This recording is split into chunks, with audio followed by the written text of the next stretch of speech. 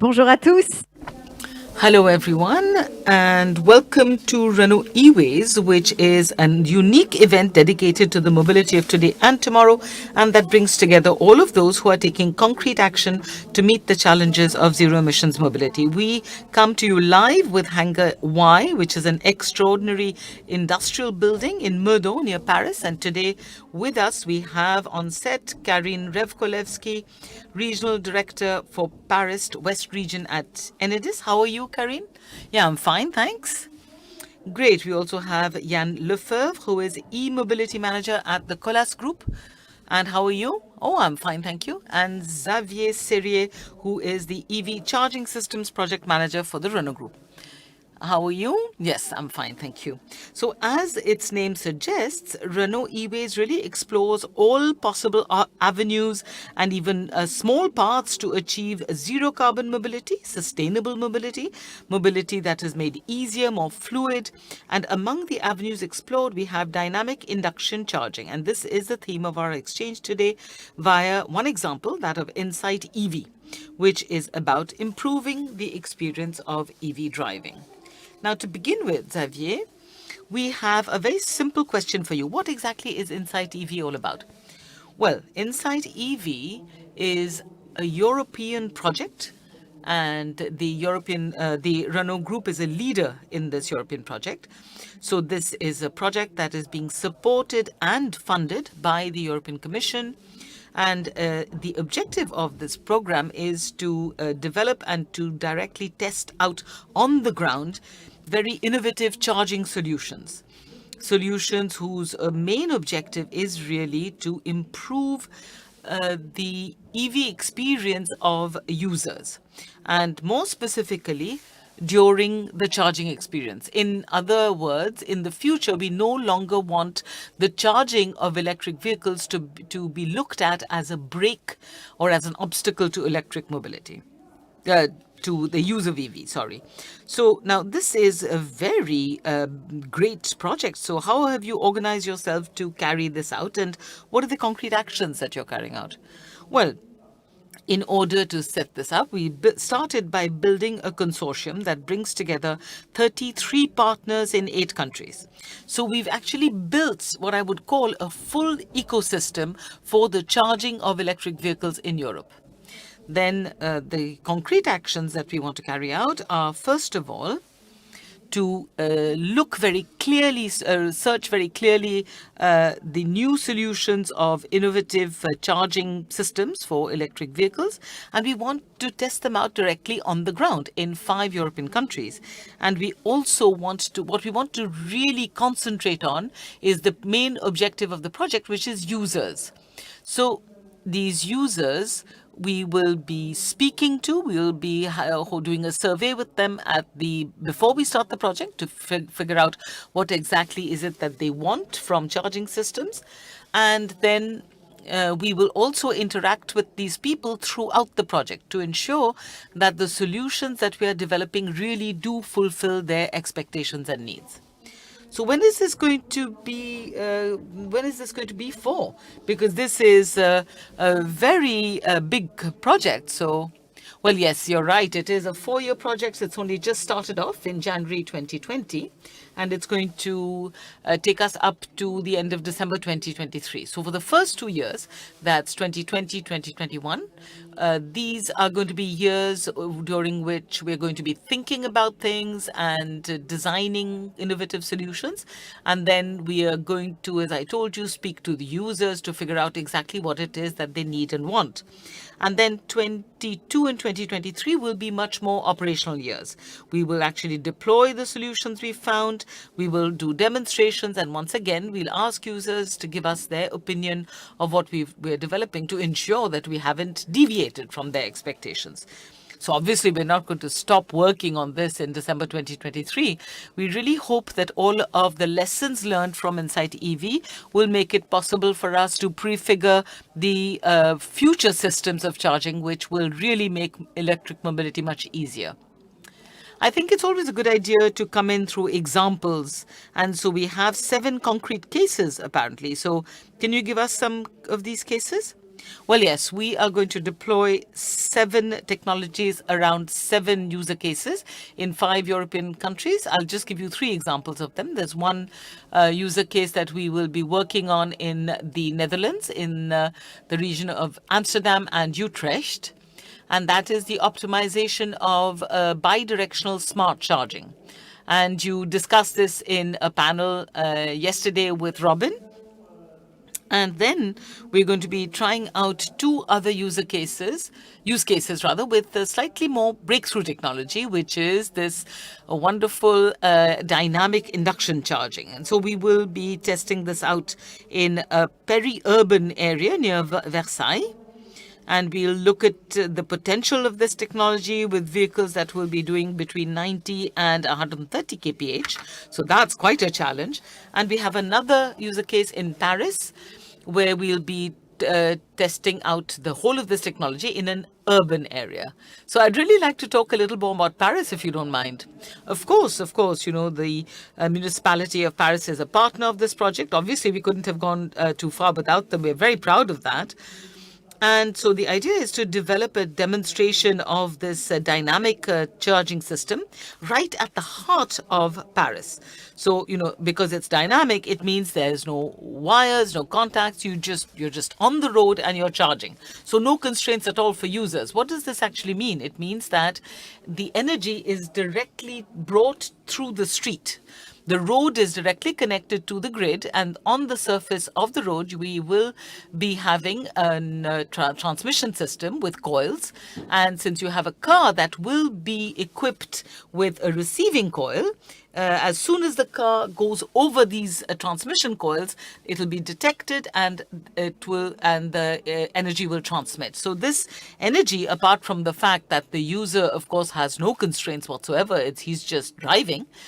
It also means that you can reduce the size of the battery because you can actually charge your electric vehicle all the time. So in Europe, in Paris, we're going to have 20 meters of charging infrastructure. And we will ask users to give us their opinion once they've used it. And we're going to see how far it's acceptable and how interesting they find it. So this is a very challenging demonstration with a lot of skills that need to be implemented in power electronics, in cars, and also, of course, for infrastructure. And, since you're talking about expertise, I would like to speak to you, Yann. Now, what is the role of Colas in this project? What exactly are you contributing? Well, we are going to start becoming builders of shells. So actually, we will have the electronic infrastructure embedded in the roadway. And so our expertise in terms of materials, of infrastructure building, which we've been doing over the last 1 century, will help us to adapt this infrastructure as best we can with all of our partners to ensure that this shell, which is the roadway, should be there to protect this electronic system and to ensure it works well. Another aspect of our collaboration is that we are used to adapting our working methods to tough places, and the urban milieu obviously is very tough, and that we're going to help in that. And also we are used to working with infrastructure users and managers. And so in this case, it is the city of Paris. What about Enedis? Well, Enedis is a power distributor, 95% in France. So we take electrons right from high voltage power stations to the users. So we are lucky enough to have a grid that goes everywhere, whether it's in urban zones or non-urban zones. But of course, you have to bring it up to the user and to understand how to do it. So what interests us in this particular project is to work with Renault and to Colas, with all of the players, to try and understand what is the best connection design to connect this up to the grid, and how can we then monitor the usage. So then we have certain interesting subjects for us, like how do you, meter energy? Because, like we meter electricity, how do you meter it when it's on the road? And then we have quality questions as well. Will there be interferences on our own grid? Because after all, we have quality fundamentals to keep to. And then we want to look at how we can pool costs to reduce costs and time and lead time to ensure that we can all work together to optimize their work as well as ours, in the urban zone especially. Thank you very much. So, Karine, why did Enedis join this consortium? What exactly is the interest of your company in a project like INCITE-EV? Well, we don't really have an opinion on the technology that we're discussing here today. Our ambition really is to accompany the ecological transitional period towards for the whole territory. And our grid is very much at the heart of everything, because alternative energies also come in and contribute to the electric grid. Electric vehicles can connect up, and sometimes they can feed energy back as well. So it's our interest to be in there as early as possible to learn about all the new technologies that are coming up. So we have a lot of technological questions. I've mentioned this before. So this is a technological subject, and so we need to be able to understand what exactly are the challenges in order to be able to manage them early on. And our interest in this project is that it's not a technological subject really. It's about users, it's about consumers. And that interests us. We want to be the preferred favorite public service of French people. Don't laugh, don't laugh. But this is really important to us. We have an obligation vis-a-vis our customers, our end users. We are a public service and we want our customers to choose us every day. And so we have to look at all of the new technologies that are coming in so we can find the right solutions. And this really is our number one challenge. So, Yann, what about Colas? Why did you decide to invest in this INCITE-EV? Well, we are an old lady, a little over, 90 years old. So it's our interest to look at these new technologies and add them to our core business, which is transport and mobility. And you can see that with these new mobilities coming in, electric mobility is very much a part of that, obviously. So our job is to tell all the players, and that's why we are here, that the road infrastructure is really important to be able to find new solutions. And at the same time, for us, it means that we can continue to develop this whole panel of new solutions and services that we want to go towards. We no longer see ourselves as simply a builder of infrastructure. We want to take into consideration what are the uses of final uses of the stuff we are building. And we've already set up other things with R&D. We started about 10 years ago. So our version of the solar road, which is called Wattway, which produces energy autonomously. And then we've also gone into mobility as a service. And that is not really about building, but we have really accompanied the idea of mobility along things that touch safety, for infrastructure managers. We tell them, this is where it might be risky. You have to take that into consideration and do something about it. So we combine our 100-year expertise with these new technologies. And we want to be the partner of our friends here on the panel. Okay, so Xavier, now there's a question for you as well. What is the interest of Renault in this project? Now, obviously, the INCITE-EV project is very much a part of our DNA as a pioneer, especially as pioneers of electric mobility, right? It also shows our special taste for innovation. So technological innovation as well, but technological innovation that is at the service of our users and our customers.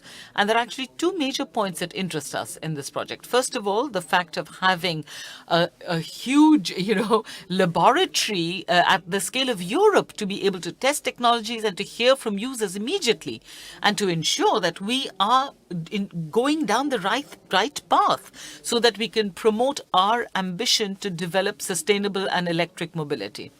And the second point that really interests us is to have the capacity to stop working alone and to be able to work and to fit into a huge ecosystem, because that's really important. Because if we pool our talents and our skills, we can have a much better impact. And, the ecosystem, you have three huge, big groups represented here today, but we also work with universities, with academics, with research centers, with startups, to ensure that everyone is represented and that we can have this whole burgeoning of ideas that can be taken into consideration. So, of course, that's very rewarding for cultures because you have different kind of cultures here. So, is it easy to work with several partners like this, Karine? Well, that's why it's interesting to have this kind of open partnership. We work in partnerships with things that concern the innovation in smart grids. We do that in France, we do it internationally and at the European level as well. And I really agree with what Xavier said. It's when we speak to each other, when we learn from each other, that we can really move forward. I'll give you an example. You have to find a common language. In automotive, a network means the dealership network. When we say network, it means the grid. And so distribution, for us is done without sales, right? So it's a very different ecosystem. So we need to understand each other. We need to take into consideration each other's problems and each other's specialities. We need to find the win-win solution for everyone, not just for us, for users and consumers, because the technology that's going to actually emerges is the kind of technology that users agree with, right? Yann, what about you? What do you think of partnership? Well, with this partnership, you can see that this is a key example of, the word people we know best, which is the local authorities, territorial authorities, and cities, municipalities. We need to help them through the energy transition period, and this is key for them. And this comes with the coming also of smart cities. Smart cities, you can't have them, and if you don't have smart mobilities, and you can't have smart mobility if you don't have smart roads, and that's our job. But we can't do that on our own. It's impossible. Even to just define what a smart road should be. How can it fit perfectly into this puzzle? And how can it be really used by users to be efficient and to help them to accompany this energy transition and the transition in mobilities? And that is really why, once again, bringing together all of the different expertises that we have here and the challenges that Karine talked about. For example, the challenge really is, where you learn a lot is at interfaces. We can each be very innovative, but it's not going to be worthwhile.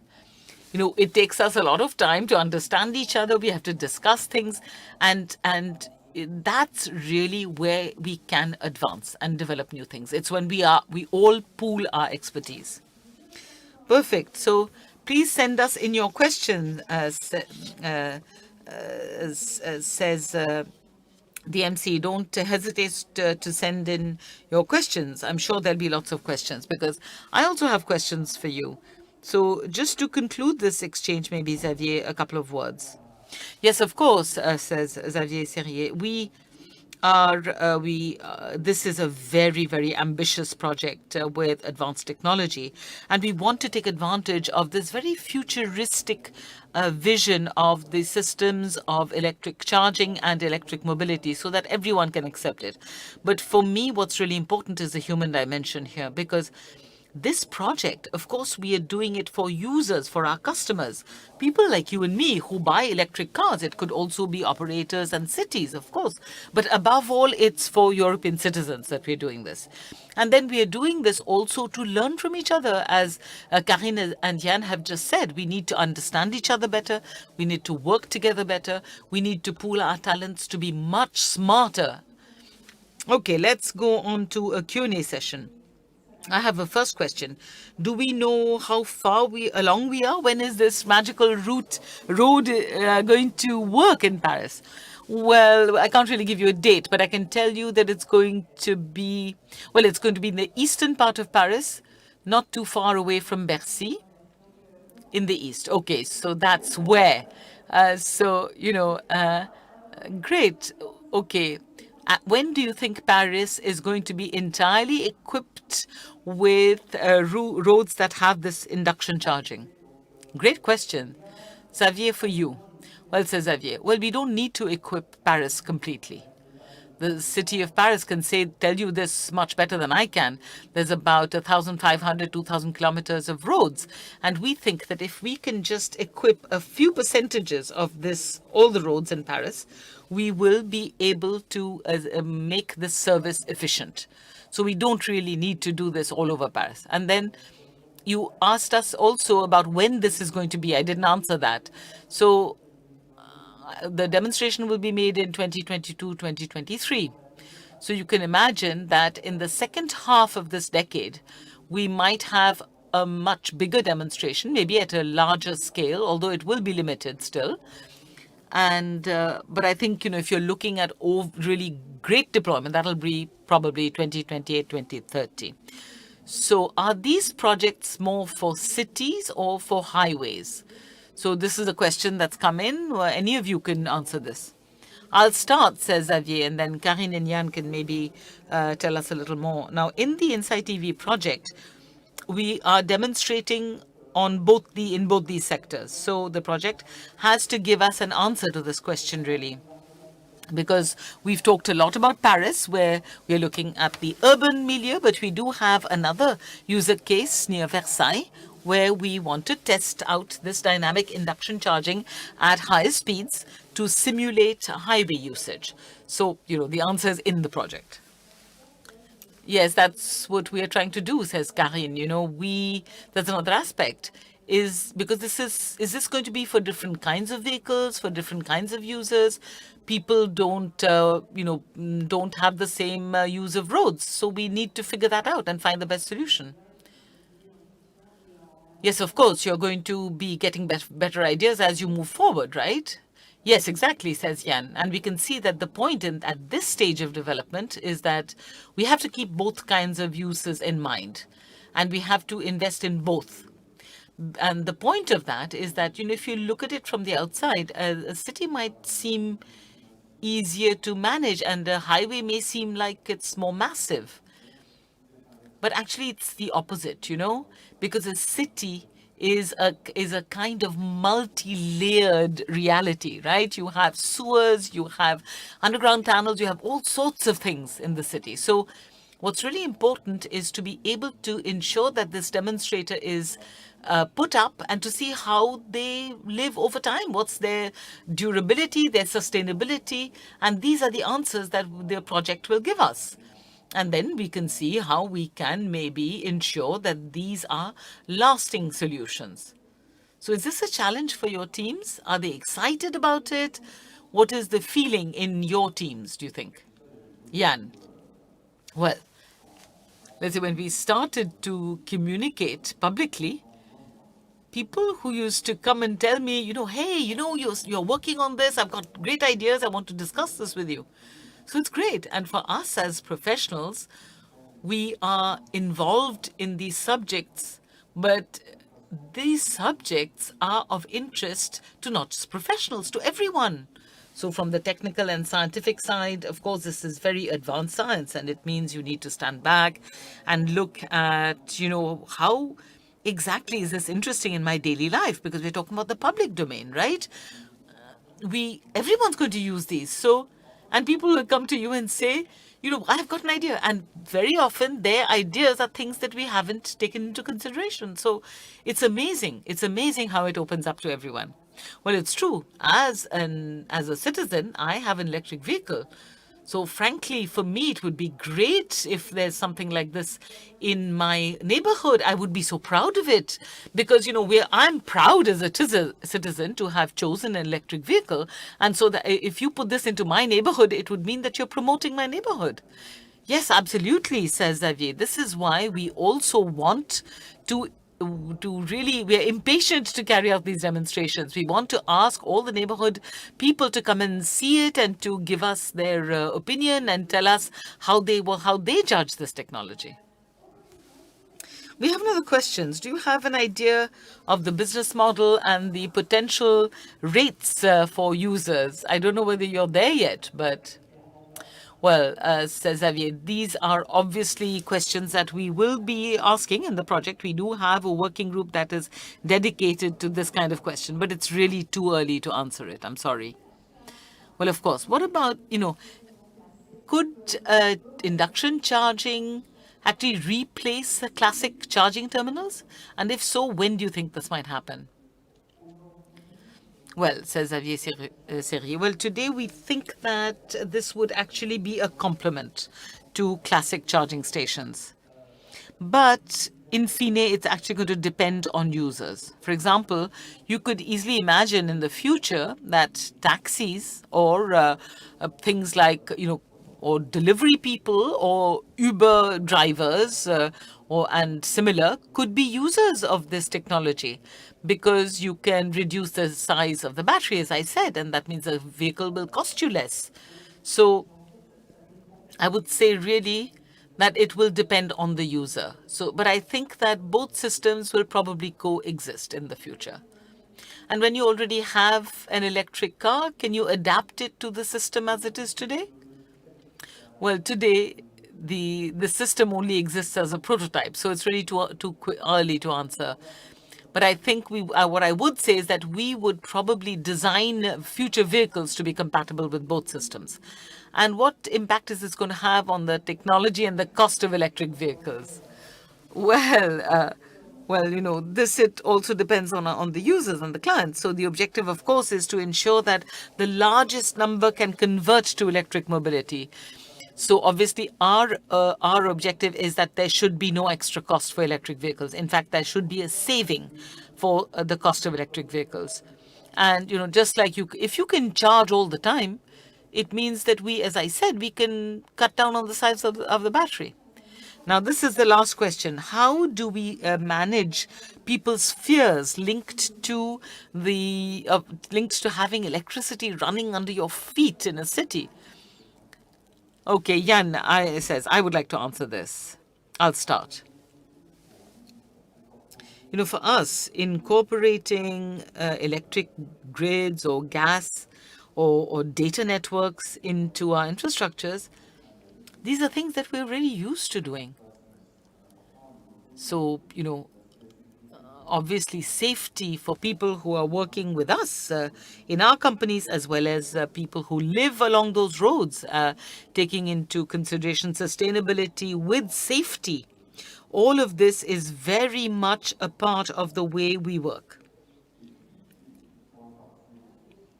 And then for the electric grid part, I talked to you about our Wattway earlier, the solar road. And you have what we call dynamic marking on the street, on the surface of the road, and there's already regulations on that. How do you bury your cables? How do you signal to ensure that you have the right kind of equipment to manage these things? That's a part of our daily lives, really.